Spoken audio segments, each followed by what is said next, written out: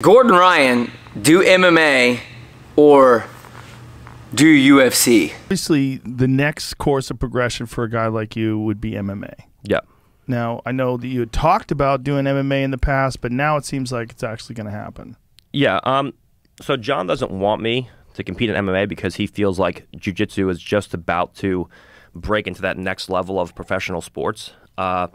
So for me, at least right now, I feel like I need at least someone from my team to be able to do the things that I'm doing before I can kind of move away from jiu-jitsu. If you think about that video I just showed you guys with Joe Rogan, what did Gordon talk about? He agreed the next step for him is to go into MMA. What's the one unique detail about that? He talked about somebody carrying the flag, and can they carry it well for their team at the time, which was Danaher and Death Squad. Now after the split up with New Wave, and we just saw what happened at ADCC, Gordon proved to everybody that everything he's been saying is right. And that he's the best in no-gi currently right now. He did something that's never been done before. He not only won the ADCC Super Fight, but he also won the ADCC for his division. Is it 99 plus? It's the big boy weight class. And he wasn't even the biggest guy in there. When you think, though, why a lot of people transition from jiu-jitsu to MMA is really for two reasons. The first one is understandable. It's money. When you look at Gordon, though, Gordon's not struggling for money. And I really searched the internet trying to find this, and I came to the conclusion that it was actually through his Instagram account that I saw this. But I'm still going to be hunting through the interview, and I'll attach it to the notes of this video if I can find it. But Gordon talked about his next goal is to continue to do what he's doing with jiu-jitsu, because he made over 6 to 7 figures just in that one day through what he did at ADCC, his sponsorships with Bitcoin Cash, which if my memory serves me right, it was over $100,000+ for that sponsorship, and that's just one. Doesn't include anything with his website at the time, doesn't include anything with Future Kimono's sponsorship that he has, and everything he's doing with BJJ Fanatics. Gordon is set money-wise. One thing that he said that was really interesting is that his goal now is to help other jiu-jitsu athletes learn how to make money like he's making money through being a jiu-jitsu athlete.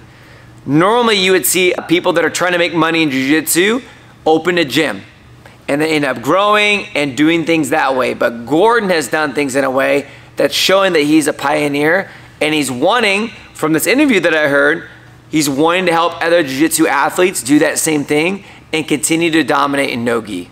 The second reason why people would transition to MMA, let's be real, it's a bit of for ego and, you know, attention. Not all ego is bad, and I get it. Generating with more of that attention, it makes you feel good. And, you know, let's jump back to reason number one. It's the money side. When you have attention, you have more opportunity for money as well. And if you really think about it, this is interesting. Why would you want to move to MMA if you have the money portion covered, you have the attention part covered, because everybody knows who Gordon Ryan is? Why on earth would you transition to MMA to a completely different sport? Some of these comments that I've seen in my other videos are talking about the only thing that's left for Gordon now is transitioning to MMA. Which for me is wild to think, because just because there's jiu-jitsu and MMA, it does not mean that you're gonna have that same transition and results that you've had in no-gi, or if it was a gi competitor, in jiu-jitsu, to transition that to MMA. It's a different sport. There are takedowns in jiu-jitsu, but that doesn't mean, oh, the only thing Gordon has left to prove is to go wrestle on the world stage and try to go win an Olympic gold medal. That just sounds ridiculous to me. Now for me, when I hear that, I think it's saying the same thing. As if saying, oh, the only thing left for Gordon Ryan is to go to MMA. I feel like that's ridiculous to say. Now, can he do that, and could he do well? Maybe. I would say he has a personality type and the work ethic from what I've observed to do that, but it's ridiculous to say that's the only thing left for the guy. Clearly, it's important to Gordon that, number one, he gets financially set. He's got that. But now he's worried about legacy, not just legacy for himself, from what he said, it sounds like he's thinking about other jiu-jitsu athletes as they come up as well. And let's not forget this one point too. There's risk of this in every sport, but which sport has less risk for him? No-gi jiu-jitsu or MMA? One has high levels of CTE and concussions, the other one not as much. I don't know, seems like a no-brainer to me. Now, I'm a random black belt in jiu-jitsu.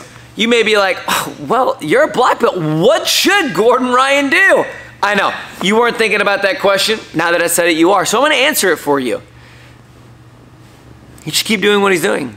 He should continue to dominate in no-gi, continue to innovate and drive our sport forward and do everything he's been doing for it. I would tell you, if he does transition to something else, I think there's two things that would be extremely interesting to watch Gordon do. The first one is for him to transition into gi competition. Why do I think that? Well, it's another portion of jiu-jitsu, and it's going to be that one little carrot that's always going to be held above his head, or could be, when it comes to comparing him to Roger Gracie. Because Roger wasn't just a beast in no-gi, he was that same guy in the gi. Now, can Gordon do that same thing? Absolutely. Think about who he has on his team. He has John Danaher, which is, let's be real, the mad scientist when it comes to jiu-jitsu. And he has one of the most dangerous jiu-jitsu competitors, Nicholas Marigali. That would be an incredible asset and help when it comes to him developing a strategy and a game plan and how to perform well at the gi level. Now, Gordon doesn't need to do a crazy amount of actual gi competition. What does he need to do? Well, in my opinion, he would probably go with the blueprint that they gave Marigali. What did Marigali do? He never done no-gi before, but he took a couple selected super fights when it came to him doing no-gi and slowly increased that level of competition leading up to one of the major events. Gordon can do that exact same thing. He can do that exact same thing going into the gi. Now, does he need to do that to solidify being the GOAT? No, because he's already that guy. It's just a no-gi. If he wants to be jiu-jitsu GOAT, I'm a little biased. I love to see him jump in the gi, and I would be the guy that'd be cheering for him too. The second thing I would love to see him transition to, and I really think he would kill it at this, is him being a coach. He can make himself perform at that level, but what can he do with other athletes? Can he do what John's doing? Or would him and John together be better? In short, Gordon Ryan, he's the GOAT. It's plain and simple. Right now, there is not a guy that you could say in no-gi is better than Gordon. Everybody can and does lose. Just depends on what guy shows up. If Gordon, though, keeps his stomach under control, he keeps being that same guy, has that same level of focus and energy, I don't think anybody touches him. I think Penna loses again to him, and I think we see Gordon continue to do what he's doing, and I wish him nothing but the best and all the success in the world. But Gordon, if you watch this video, like, put the gi on. I want to see it. I want to see it. Anyways, guys, appreciate you guys clicking on this video. Don't forget to like and subscribe, but hey, look at me. Look, hey, whoa! Don't click another video. Subscribe to this YouTube channel. If you guys love jiu-jitsu and you want to hear a random black belt's opinion, AKA me, the self-proclaimed lapel king. I just made that up. Anyways, catch you guys in the next video.